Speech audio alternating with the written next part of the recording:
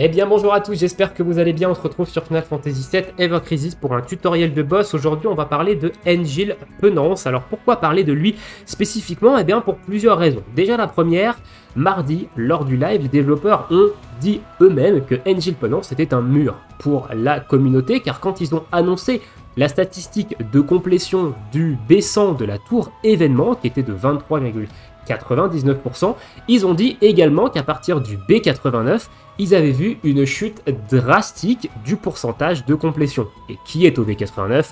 C'est notre ami Engil Penance. Et en plus de ça, il y a une petite particularité sur ce B89, c'est qu'il faut utiliser Lucia pour passer ce combat. Et Lucia, c'est pas forcément le personnage auquel on pense directement quand on build une équipe pour affronter Engil Penance. On retrouve également ce boss au B24 de la tour brutale, mais cette fois-ci sans restriction d'utilisation de personnages, et on va également le retrouver au mois de juin durant des événements. Je vous affiche la roadmap à l'écran, et en juin, on va avoir des événements organisés autour de Engil Penance. Donc ce sera très certainement le boss de l'événement Story du mois de juin et très certainement également le boss de l'Escalation Challenge du mois de juin. Donc dans cette vidéo, je vais vous expliquer comment fonctionne le boss au niveau des mécaniques. Je vais vous présenter une équipe pour passer le B89. On ira faire ensuite le combat du B89. Je vous présenterai également une équipe pour passer le B24 de la tour brutale. Et on ira également faire le combat du B24 de la tour brutale. Comme ça, vous serez armé déjà pour peut-être avancer dans la tour normale, passer ce B89 et aller, qui sait, jusqu'au niveau B100. Avancer également peut-être dans la tour brutale si jamais vous êtes bloqué au B24. Et en juin, vous serez prêt pour les événements et l'Escalation Challenge autour de Engil Penance, à condition évidemment qu'ils ne changent pas les patterns entre temps, mais il y a quand même de fortes chances que les patterns ne bougent pas. Je vous mettrai les timecodes en description. Écoutez, on est parti.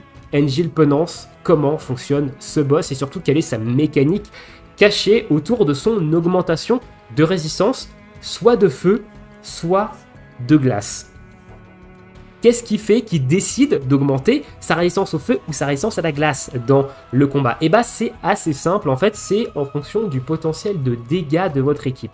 Si votre équipe elle a un potentiel de dégâts de feu beaucoup plus élevé que celui de glace, il va se mettre une résistance au feu pour vous brider votre plus gros potentiel de DPS. Et évidemment, si vous avez un plus gros potentiel de dégâts de glace par rapport au feu, il va se mettre une résistance à la glace pour vous brider votre potentiel de dégâts de glace. Voilà, c'est tout simple. Donc, sachant ça, vous avez deux possibilités au moment du team building. Soit vous partez sur une équipe qui tape dans les deux éléments. Vous allez plus gonfler un élément que l'autre, comme ça vous savez sur quel élément il va mettre sa résistance et vous allez pouvoir le taper sur l'autre élément pour facilement casser le voile et ensuite pouvoir lui baisser à nouveau sa résistance sur votre élément fort et le taper avec votre élément fort. Ou alors vous allez partir tout simplement en mono-élément, sachant qu'il va forcément s'augmenter sa résistance dans cet élément-là lors de sa phase de voile, et vous partez à côté avec une attaque non élémentaire. L'attaque non élémentaire va servir à casser le voile, vous libérant l'accès à sa barre de vie et à sa jauge, et permettant à votre support de pouvoir baisser la résistance de votre élément fort. Voilà un petit peu comment fonctionne globalement le combat et les mécaniques de Engil Penance. Il va falloir quand même partir avec du sigil croix. Il va avoir une phase ou plusieurs dans le combat et c'est mieux de lui casser. Voilà, si vous ne lui cassez pas, il va s'augmenter en fait ses dégâts, donc il va augmenter son buff d'attaque physique et d'attaque magique et il va quand même vous mettre pas mal de dégâts. Donc le mieux c'est quand même de casser sa barre de sigil avec du sigil croix. Donc mettez du sigil croix soit sur vos 3 personnages, soit sur 2 personnages. Ensuite, il va taper magique et il va taper physique. Mais le gros de ses attaques, ça va principalement être du magique. En plus de ça, il va vous descendre votre défense magique. Donc prenez un buff de défense magique et mettez plus de défense magique également sur vos personnages. Voilà un petit peu comment va fonctionner le boss au niveau des stratégies et au niveau de ses mécaniques cachées. On va parler maintenant de l'équipe pour le B89. Donc Lucia est obligatoire sur ce B89.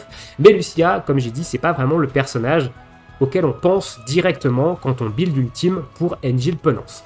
Ici, dans cette équipe B89, je vais utiliser aucune arme limitée et aucune arme qui n'est actuellement pas accessibles en jeu. Donc toutes les armes qui sont sur les personnages, que ce soit en arme principale ou que ce soit en arme secondaire, ce sont des armes que vous pouvez avoir dans les tickets et qui sont possibles d'avoir également dans les wishlist. Au niveau des costumes, mis à part celui de Raid, parce que je n'ai pas le costume gratuit, enfin gratuit entre guillemets, celui qu'on peut acheter avec le ticket sur Raid, je lui ai mis un costume bannière, hein, mais sur Yuffie et sur Lucia, c'est leur costume achetable avec le ticket dans la boutique. On est parti, donc Lucia, on va l'utiliser comme un DPS duo élément. Donc ici, elle va taper principalement glace, mais elle va pouvoir avoir un bon potentiel de dégâts de feu.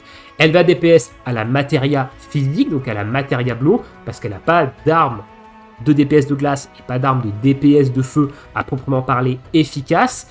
En arme principale, on va partir sur la balle d'Eagle qui va donner pas mal de P attaque et surtout du potentiel de glace, mais surtout c'est une arme qui baisse également la résistance à la glace. Ici, on va vouloir que le potentiel de dégâts de glace soit plus élevé que notre potentiel de dégâts de feu pour forcer Angel Penance à se mettre de la résistance à la glace pour pouvoir profiter de dégâts de feu pendant sa phase de voile et derrière, comme ça on va pouvoir lui diminuer rapidement sa résistance à la glace pour pouvoir le bourriner en glace. Donc ici, la balle d'Eagle, elle est très intéressante.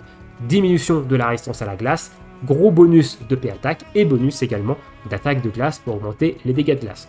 On a également un slot en slot 3 qui va augmenter les dégâts de glace de la matéria qu'on va mettre dedans. Donc la matéria Blizzard à Blow qu'on va mettre dedans va être augmentée de 30% au lieu de 20% si je l'avais mis dans un slot de P attaque. Donc on renforce encore une fois les dégâts de glace de Lucia. On va lui mettre une petite Shiva, la met des niveaux 10, mais mettez-la avec le niveau qu'elle a. En arme secondaire, on lui met la Mad Minute pour les HP et le gros boost de Physical Ability Potency que ça donne. Son arme ultime, c'est son arme gratuite. Elle rapporte ici des statistiques supplémentaires qui sont pas négligeables, mais qu'on peut évidemment skip. Au niveau des matérias, on va retrouver une Sigil Croix pour la phase de Sigil, une Fire à Blow pour le voile, pour pouvoir le DPS en feu pendant sa phase de voile et pendant qu'il met sa grosse résistance à la glace, et une Blizzard à Blow pour le DPS en glace quand on aura l'occasion, l'ouverture en fait de pouvoir le DPS en glace. Au niveau des subs, cette fois-ci, on va plutôt partir sur des subs qui vont augmenter le potentiel de feu pour que Lucia tape quand même correctement en feu lors de la phase de voile.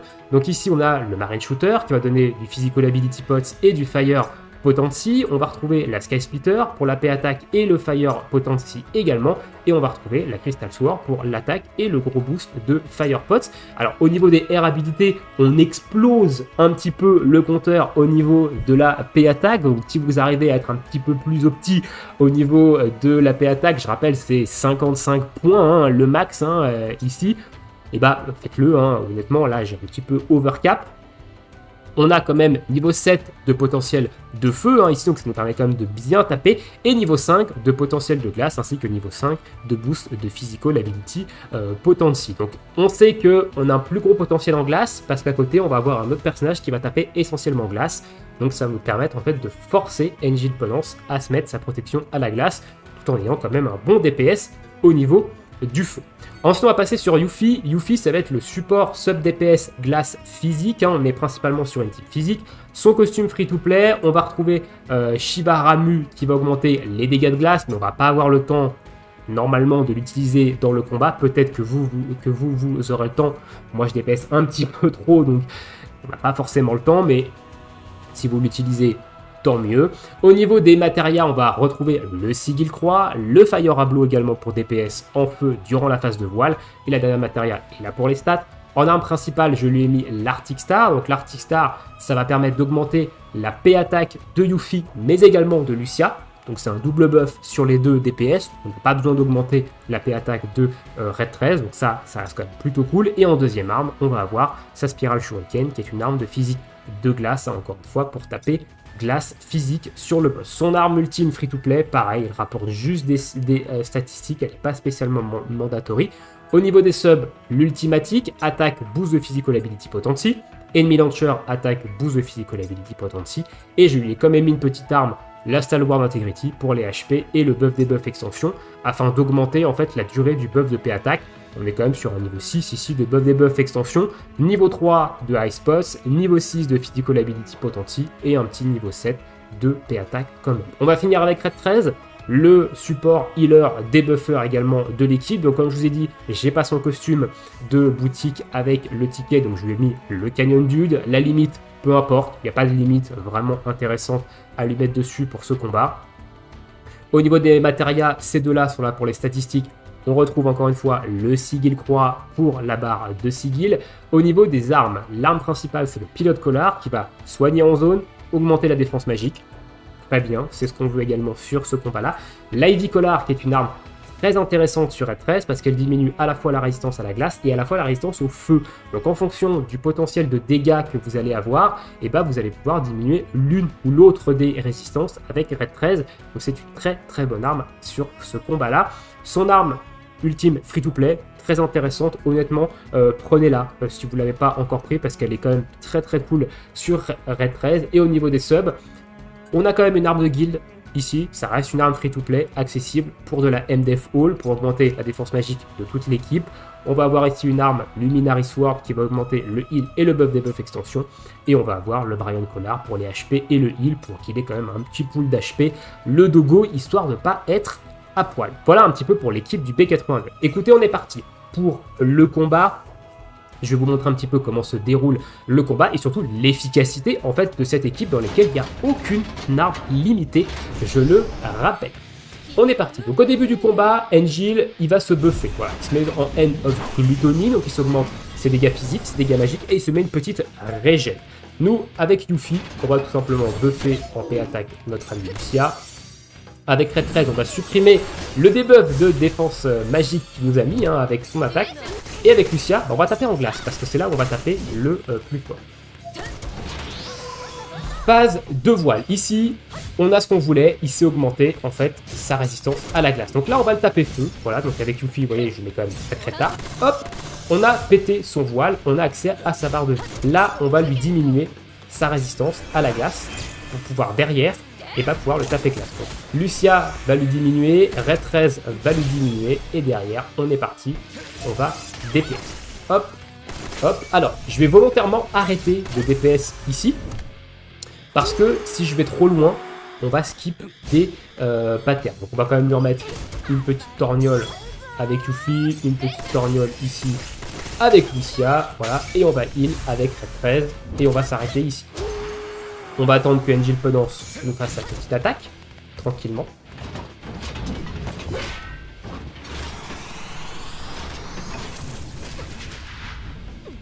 On va soigner l'équipe, donc ici je claque l'arme ultime de Red 13, et derrière, il se met en phase de Sigil. Donc il se remet en voile, et là on est parti. On va lui péter son Sigil avec tout le monde, histoire que ce soit le plus rapide possible. Le Sigil, c'est du non élémentaire, donc vous voyez qu'on descend également son voile en même temps, ici. Donc là, je vais, avec Red 13, faire ça. Je vais commencer, hop, et derrière, on a accès à sa barre de vie, et on va lui enlever tout simplement sa résistance à la glace qui s'est mise pendant son voile. Hop, hop, et là on bourrine. Hop, hop, on va s'augmenter évidemment la résistance ici. Voilà, et là, bon bah là on a nos limites qui sont prêts. Et on balance. Et là le combat, il est terminé. Voilà, donc sur la tour normale, on va pas avoir beaucoup de patterns. Si vous êtes un petit peu plus lent, derrière il va se remettre en phase de veille, il va se réaugmenter sa résistance à la glace. Vous tapez feu, vous descendez son voile. Une fois que son voile il est cassé, vous pouvez lui baisser à nouveau sa résistance à la glace et taper glace pour finir sa jauge, etc. Voilà un petit peu globalement comment se déroule le combat de la tour normale. Et vous voyez, j'ai pas spécialement transpiré. Voilà, le combat il n'est pas spécialement compliqué une fois qu'on arrive à comprendre un petit peu la mécanique du combat. Voilà pour le B89, pour une équipe accessible en free-to-play sans aucune arme limitée et avec Lucia surtout. On va passer maintenant à la version brutale. Donc la version du B24 de la tour brutale. Et là, je vais vous présenter une équipe dans laquelle il y a quand même un petit peu plus d'armes limitées et qui va demander quand même un petit peu plus de team building. Et cette fois-ci, on va utiliser la technique de l'arme non élémentaire et de partir en mono-élément.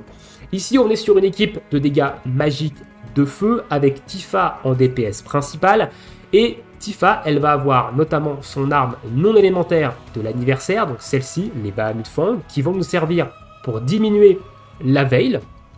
Une fois que la veil, on aura cassé avec cette arme-là, on va pouvoir baisser la résistance au feu et du coup derrière, pouvoir taper feu avec Tifa pour pouvoir profiter des dégâts. Donc en termes de costume, j'ai mis le Nouvel An pour l'augmentation des dégâts de feu, Ifrit en invocation, des matérias qui sont là principalement pour les stats, on retrouve quand même le sigil croix, il faut quand même pouvoir lui casser sa jauge de sigil. L'avantage de l'arme de Bahamut de Tifa, c'est qu'elle a un boost de sigil croix en slot 3, donc on va pouvoir lui enlever 5 sigils au lieu de 3, c'est quand même beaucoup plus confortable. Son arme ultime, c'est son arme ultime évidemment bannière, hein, c'est pas son arme ultime free-to-play, et vous pouvez aussi utiliser l'arme ultime free-to-play.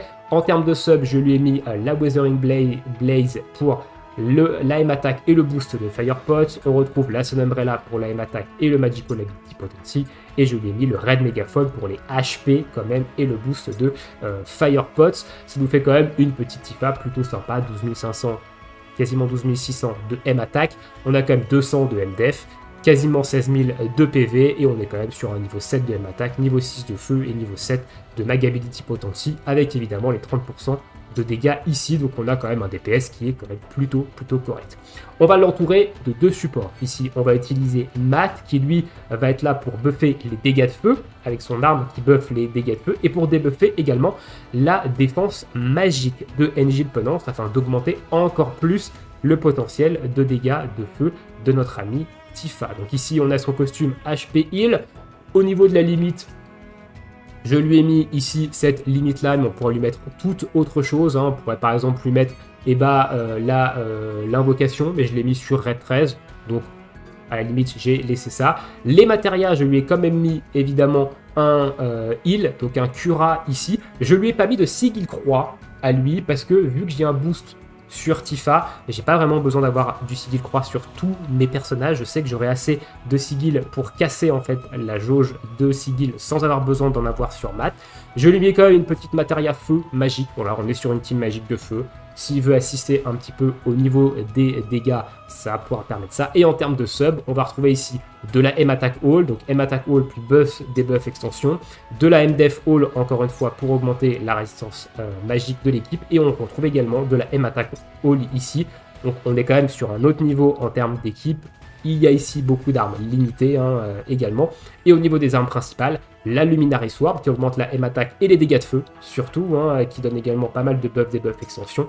Et en deuxième, on va retrouver la Stingray pour le debuff de défense magique en plus. Son arme ultime, free-to-play, Matt n'a pas encore d'arme ultime à lui. Donc on a 13 700 HP, 7000 de M-Attack, 3500 de heal, 251 de M-Def, donc plutôt solide. Et au niveau de Red 13 maintenant, qui va être le healer débuffer encore une fois de l'équipe, et là il a le même build quasiment principal que l'équipe d'avant. On va retrouver le pilote collar pour le buff de défense magique et le heal. On va retrouver l'Ivy collar pour le debuff cette fois-ci de résistance au feu. On va retrouver le sigil croix encore une fois ici pour aider Tifa à casser le sigil croix. Son arme ultime free to play, le Canyon Dude en costume. Je lui ai mis l'invocation Chrismon Flare, donc Ifrit et Bahamut, mais je crois pas qu'on ait le temps de la charger globalement dans le combat. Et en arme, on va retrouver encore une fois une arme limitée, le Bahamut Road pour la M-Attack All et le boost de heal, une nouvelle arme de M-Def All pour l'augmentation de défense de l'équipe, et du heal et du buff debuff extension également ici. Donc ça nous fait quand même un niveau 6 de buff debuff extension, ce qui est quand même pas négligeable, sachant qu'on a également un petit 60% de debuff seulement avec le costume ici, et on est quand même sur un niveau 10 bien overcap d'ailleurs, 110 points sur le heal, donc ça fait quand même 5500 de heal, plutôt costaud, 205 de MDF et 13 100 d'HP, donc il n'y a pas énormément besoin de MDF et d'HP, vous voyez 13 200 de MDF, ça suffit globalement sur les personnages. Écoutez, c'est parti, on va faire le B24 donc de la tour brutale contre ce fameux Engil Penance. On va voir comment une équipe comme ça, en mono-élément, avec du non-élémentaire, s'en sort par rapport à ce boss. Allez, c'est parti. Ici, on va buffer les dégâts de feu. On va évidemment supprimer cette petite baisse de défense magique. On va lui taper, on va lui mettre une petite tarte en feu. Voilà, bim, histoire de. Il va se mettre son voile. On va faire une première attaque non élémentaire ici, pour s'augmenter un petit peu la hâte. Et on est parti. Alors, c'est un petit peu une erreur ici, parce que avec le Dark Strike, j'ai hâte également. Ici, c'est un peu un misplay. Mais du coup, on va spammer. Avec Matt, on va également faire une attaque non élémentaire, avec son Stingray. Voilà, ici. Hop, ici, on n'a pas encore cassé la jauge. On va attendre un petit peu. Une fois qu'on a cassé le voile, on est parti. On diminue la défense magique. On buff ici. On diminue la résistance au feu. Et derrière, on va pouvoir, hop, grâce aux gros dégâts que vous permet évidemment ici Tifa, bien descendre sa jauge. Et derrière, on s'augmente la défense magique. On n'aura pas le temps.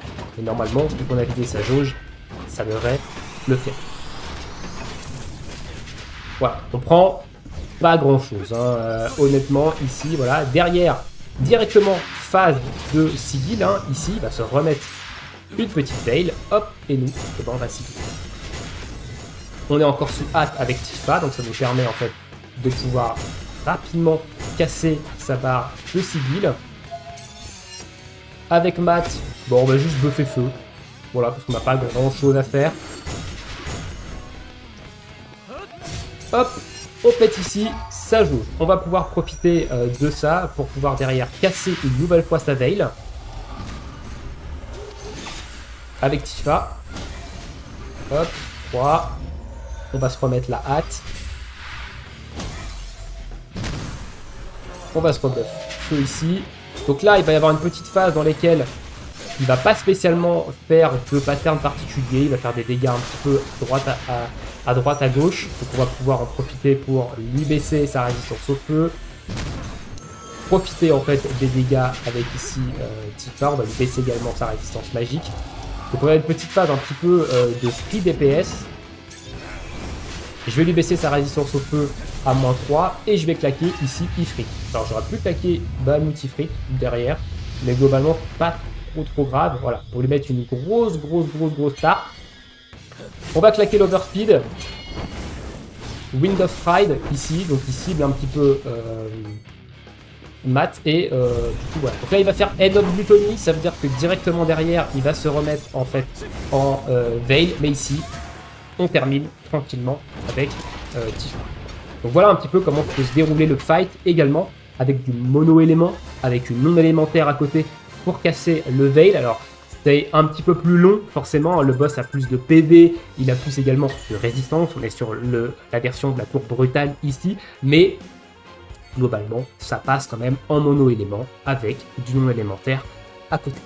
Voilà un petit peu pour ce Angel Penance. Donc une équipe pour le B89, une équipe pour le B24 qui monte un petit peu les deux stratégies, soit du duo DPS feu-glace, soit du mono DPS feu ou glace avec évidemment du non élémentaire à côté pour casser le voile. Et j'espère que ça vous aura aidé à mieux comprendre ce fight, à peut-être passer le B89, à aller évidemment clean un petit peu plus dans cette tour normale avant que ça finisse, peut-être avancer également dans la tour brutale si le B24 était celui qui vous stoppait également sur cette tour là, et que du coup eh ben, vous serez normalement prêt pour le mois de juin quand on aura des événements autour d'Angel Penance. Encore une fois, sous réserve qu'il ne change pas la mécanique du boss, mais si jamais il y a des changements sur Angel Penance au niveau de la mécanique, on mettra à jour cette petite vidéo. Voilà, je vous laisse ici, je vous souhaite une très bonne journée, une très bonne soirée, bon jeu, et à bientôt. Ciao, ciao!